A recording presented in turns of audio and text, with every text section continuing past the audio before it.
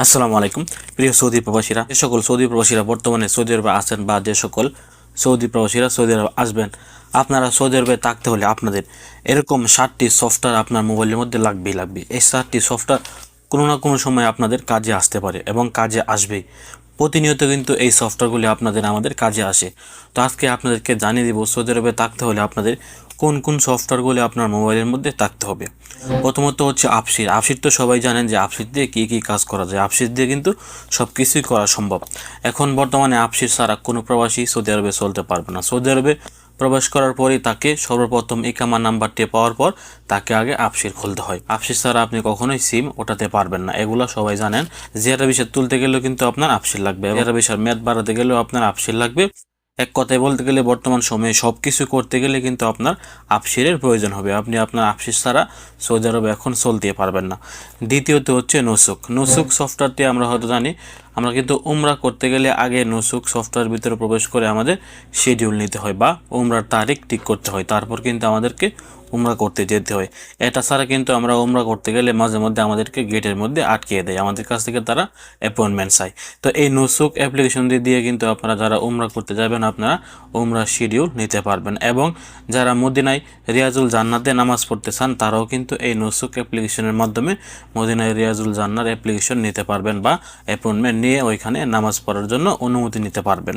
আজকে 3 নম্বর সফটওয়্যারটি হচ্ছে নাফাত। বর্তমানে আপনি একটি ব্যাংক অ্যাকাউন্ট খুলতে গেলে আপনার নাফাত অ্যাকাউন্টের প্রয়োজন হবে এবং আপনার জিয়ারা ভিসা সহকারে সৌদি আরবের আরও অনেক সরকারি কাজ করতে গেলে আপনার নাফাত অ্যাকাউন্টের দরকার হবে। নাফাত ছাড়া আপনি কোনো কিছুই করতে পারবেন না।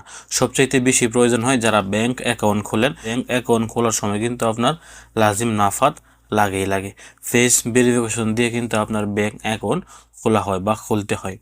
এবং আজকের 4 নম্বর সফটওয়্যারটি হচ্ছে নাজিম সফটওয়্যারটি যারা সৌদি আরবে গাড়ি চালানোর ক্ষেত্রে তাদের সবচেয়ে বেশি প্রয়োজন হয়। যারা গাড়ি চালান না তাদের নাজিম সফটওয়্যারটি না থাকলেও চলবে। নাজিম সফটওয়্যার দিয়ে যদি আপনার গাড়ির মধ্যে কখনো সমস্যা হয় বা কোনো অ্যাক্সিডেন্ট হয় তাহলে কিন্তু এই নাজিম সফটওয়্যার থেকে আপনি আপনার রিপোর্টটি বের করতে পারবেন যে আপনার কি সমস্যা হয়েছে। ধরনের একটি রিপোর্ট কিন্তু আপনি নাজিম সফটওয়্যার থেকে বের করতে পারবেন। আজকের 5 নম্বর সফটওয়্যারটি হচ্ছে মাদা এরকম একটি সফটওয়্যার, যে সফটওয়্যারটি দিয়ে আপনি আপনার ব্যাংক কার্ডগুলো আছে এই কার্ডগুলি ছাড়াই আপনি আপনার মোবাইল দিয়ে পেমেন্ট করতে পারবেন। এই মাদা অ্যাপ্লিকেশনের মধ্যে যদি আপনি আপনার ব্যাংক কার্ডগুলি অ্যাড করে রাখেন, আপনি কিন্তু একাধিক ব্যাংক কার্ড এই মাদা অ্যাপ্লিকেশনের মধ্যে অ্যাড করতে পারবেন এবং আপনি যে কোনো জায়গা থেকে এই অ্যাপ্লিকেশনের মধ্যে যে ব্যাংক কার্ডগুলি অ্যাড করেছেন ওই কার্ড দিয়ে কিন্তু আপনি মোবাইলের মাধ্যমে অনলাইনে শপিং করতে পারবেন বা পেমেন্ট করতে পারবেন।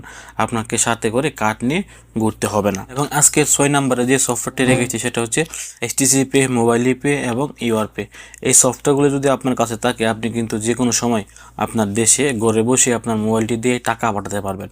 আমি কিন্তু মাঝে মধ্যে দেশে মোবাইল পের মাধ্যমে টাকা পাঠাই। যখনই অল্প টাকার প্রয়োজন হয় তখন মোবাইল পে অ্যাপসের মাধ্যমে টাকা পাঠিয়ে দিই।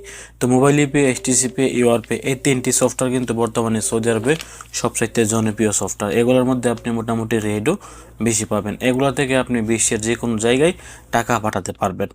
এবং আজকের 7 নম্বর এবং সর্বশেষ যে সফটওয়্যারটি আমি রেখেছি সেটি হচ্ছে মোয়াগ্যাফ হচ্ছে, ধরেন আপনি যদি এয়ারপোর্টের মধ্যে যান আপনার গাড়ি থাকে তাহলে আপনি পার্কিংয়ের টাকা বা পার্কিংয়ের ফিস কিন্তু এই মোয়াগ্যাফ সফটওয়্যারের মাধ্যমে পেমেন্ট করতে পারবেন। অথবা যারা মদিনায় আসেন দেখবেন হেরামের নিচে যে পার্কিংগুলো আছে ওই পার্কিংয়ের ফিসগুলো বা ওই পার্কিংয়ের টাকাগুলো কিন্তু আপনারা এই মোয়াগ্যাফ সফটওয়্যারের মাধ্যমে পেমেন্ট করতে পারবেন। আপনারা জানেন এয়ারপোর্টের মধ্যে গাড়ি রাখতে গেলে কিন্তু ঘন্টায় একটি নির্দিষ্ট পরিমাণ ফিস দিতে হয়। ওই ফিসগুলো কিন্তু আপনারা এই মোয়াগ্যাফ সফটওয়্যারের মাধ্যমে পেমেন্ট করতে পারবেন। তো এই ছিল আজকে গুরুত্বপূর্ণ একটি আপডেট তথ্য। ভিডিওটি শেয়ার করে সবাইকে জানিয়ে দেওয়ার চেষ্টা করবেন যারা সৌদি আরবে নতুন আসছেন তারা যেন এই সফটওয়্যারগুলি ডাউনলোড করে তাদের মোবাইলের মধ্যে সেটিং করে রাখে। ভালো থাকুন, সুস্থ থাকুন। সৌদি আরবের সকল আপডেট পেতে দূরপ্রবাসের সঙ্গে থাকুন। আসসালামু আলাইকুম।